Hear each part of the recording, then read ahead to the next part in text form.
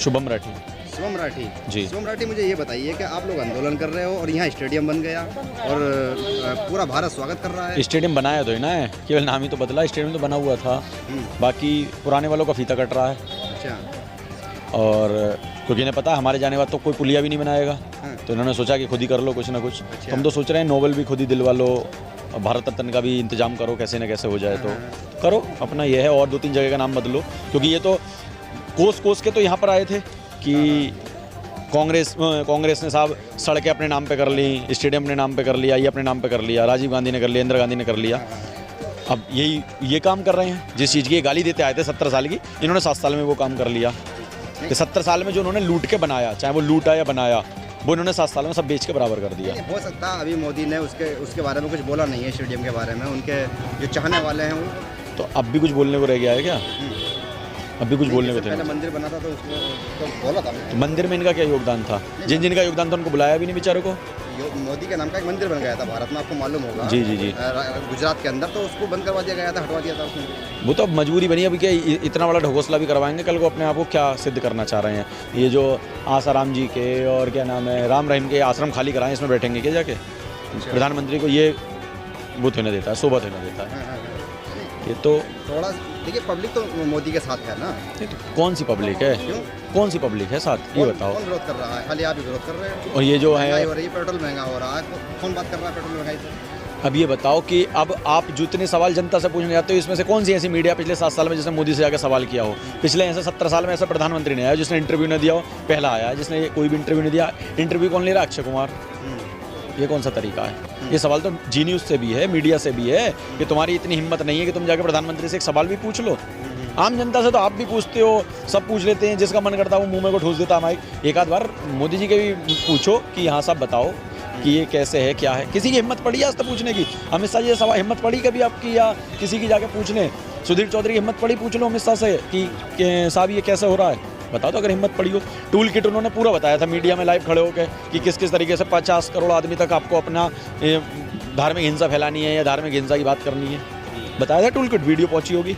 तो दीसर आबी को तो फांसी देने की तैयारी कर दी, वो तो भला है जज साहब का जिन्होंने उसको छोड़ दिया। क्या चाह रहे हैं, मतलब ये क्या चाह रहे हैं आप इनसे पूछो। अगर 100 रुपये का आज पेट्रोल हो गया तो इनके चेले चपाटे ये बोल रहे हैं कि 67 रुपये हम देश की भलाई में दे रहे हैं, और जब यही कांग्रेस के टाइम पर 80 रुपये का हुआ तो पेट में दर्द था। 2-4 मीडिया वाले गलत होने से आप सभी को ऐसा नहीं, सब कैसे हैं? ये तो आपका भला है कि आप लोग कुछ दिखा रहे हो। 5 मीडिया के अलावा नाम किसका ले रहे हैं? अच्छा नहीं तो 5 मीडिया पर ही पूरा देश निर्भर है? नहीं तो पूरा देश क्या निर्भर है? जितनी मीडिया है, अगर यहाँ पर मीडिया अगर सहयोग ना, मीडिया नहीं, जो भी यूट्यूबर हैं, जो भी सोशल मीडिया है जो ग्राउंड रिपोर्टिंग कर रहे हैं, वो ना होती तो क्या बिल्कुल बंटाधार कर देते देश का अगर वो सवाल। लेकिन बेचारा वो तो सवाल करने पहुंच ही नहीं सकते वहाँ तक, जब नेशनल मीडिया को रिप्लाई नहीं दिया जा रहा। तो आप लोग या हम लोगों की हिम्मत, ये तो हम आप तो अपने आप को इनमें गिनो हिम्मत। ये तो उनको पूछो ना कि जो लोग ऊपर बैठे हुए हैं। 2 साल में एक छोटा सा जर्नलिस्ट इतना बड़ा न्यूज़ चैनल बना कर रख दिया, आप ना बना लो भाई। मैं आप कितना सहयोग ले लोगे, आप कितना सहयोग कर दोगे? 100 करोड़ का चैनल तो बनता है कम से कम, सैटेलाइट वाला कहाँ से बन गया? पूछता है भारत, उससे भी तो पूछो कहाँ से बना। उसकी चैट वायरल हो गई, आपने उससे जाकर पूछी कि तेरी चैट में कहाँ से आई थी? ऐसा पहला पत्रकार होगा जिसको 44 जवान शहीद होने पे इतने खुशी हुई हो। न्यूज़ तो आपको भी मिली होगी, लेकिन क्या आपको खुशी थोड़ी ना हुई थी? दुख में दिखाई होगी कि हमारे देश के 44 जवान शहीद हो गए। पहला व्यक्ति था जिसको खुशी हो रही थी, अचीवमेंट कर लिया उसने साहब की, सबसे पहले न्यूज़ उसको मिली। हो सकता है उससे पहले से भी कुछ पता हो, पूछो तो उससे। दिल्ली के अंदर नगर निगम की सीटों पर चुनाव हो रहे हैं, उपचुनाव, उसमें बीजेपी की रैलियों के अंदर बड़ी पब्लिक दिखाई दे रही है, और फिर ये कहा जाए कि भाई मोदी के साथ पब्लिक नहीं है। देश में अभी बात चल रही थी आपकी। नहीं तो उपचुनाव की बात दिल्ली पे क्यों कर रहे हो? मेन चुनाव की बात पंजाब में कर लो, सुपड़ा ही साफ था। दिल्ली में आप लोकसभा 7 जीत जाते हो, विधानसभा में सुपड़ा साफ हो जाता है, एमसीडी में आप फिर जीत जाते हो। तो ये तो उठापटक है, लोग कहाँ पर किस चीज़ को पसंद कर रहे हैं, ये तो आने वाले टाइम में दोबारा पता चल जाएगा। जहाँ से 2014 में भारतीय जनता पार्टी शुरू हुई थी, 2024 में वहीं खत्म करेंगे। मोदी जी का लक्ष्य मेरे बाद कोई प्रधानमंत्री भाजपा का ना बने, मुझे जो लगता है। अच्छा। इसका विघटन वैसे ही होगा जैसे कांग्रेस का हुआ था 4-5 जगह। ठीक है, मोदी जी का लक्ष्य क्या है?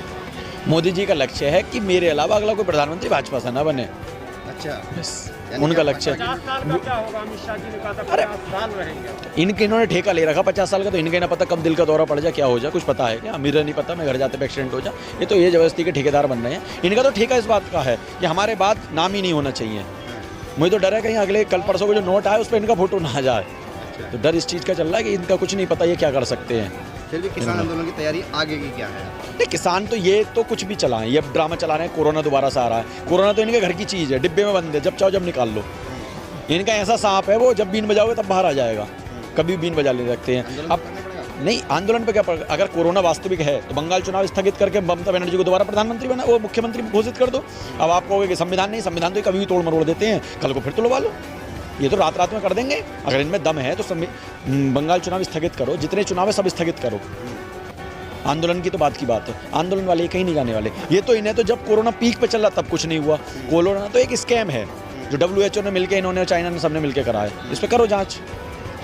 मैं इतना बड़ा विशेषज्ञ तो नहीं, लेकिन इतना जानता हूँ कि हाँ बेवकूफ़ बनाया जा रहा है पब्लिक को। आप एक साल की निधियाँ खा गए, विधायक मंत्री सांसदों की। आप गवर्नमेंट एम्प्लॉय की सैलरी काट ली एक दिन की।